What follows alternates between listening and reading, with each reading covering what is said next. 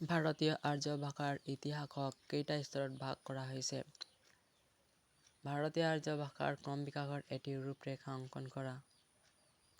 Answer: ভাৰতীয় আৰ্য ভাষাৰ ইতিহাস মূলতঃ তিনিটা মুখ্য স্তৰত বিভক্ত কৰা হৈছে। এই স্তৰসমূহ হ'ল: ১. প্ৰাচীন ভাৰতীয় আৰ্য ভাষা বা বৈদিক সংস্কৃত কাল খ্ৰীষ্টপূৰ্ব ১৫০০ পৰা খ্ৰীষ্টপূৰ্ব ৬০০ চনৰ ভিতৰত। বৈশিষ্ট্য: এই ভাষাৰ প্ৰধান নিদৰ্শন হ'ল ঋগ্বেদ। ই অতি জটিল ব্যাকৰণৰ ভাষা আছিল।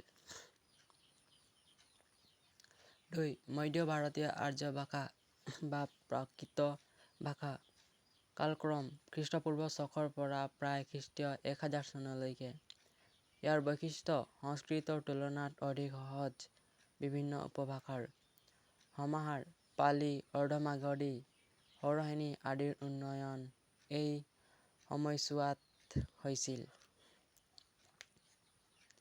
৩. আধুনিক ভাৰতীয় আৰ্য ভাষা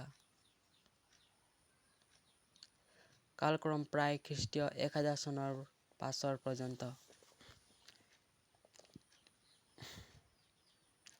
বৈশিষ্ট্য: এই পৰ্যায়ত অসমৰ ভাষা হিন্দী, বাংলা, গুজৰাটী, মৈথিলী, মাৰাঠী আদি বহু আধুনিক আৰ্য ভাষাৰ জন্ম হৈছিল। ভাৰতীয় আৰ্য ভাষাৰ ক্ৰম বিকাশৰ ৰূপৰেখা: প্ৰাচীন আৰ্য ভাষা বৈদিক সংস্কৃত ক্ৰমিক ৰূপান্তৰ।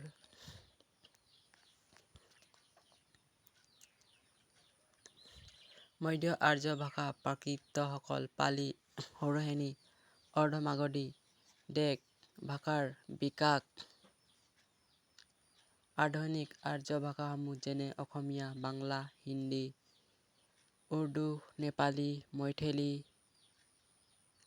এই ৰূপৰেখাৰ জৰিয়তে দেখা যায় যে সংস্কৃতৰ পৰা আৰম্ভ কৰি বহু যুগৰ ভাৱ বিকাশৰ ফলস্বৰূপ আজিৰ আধুনিক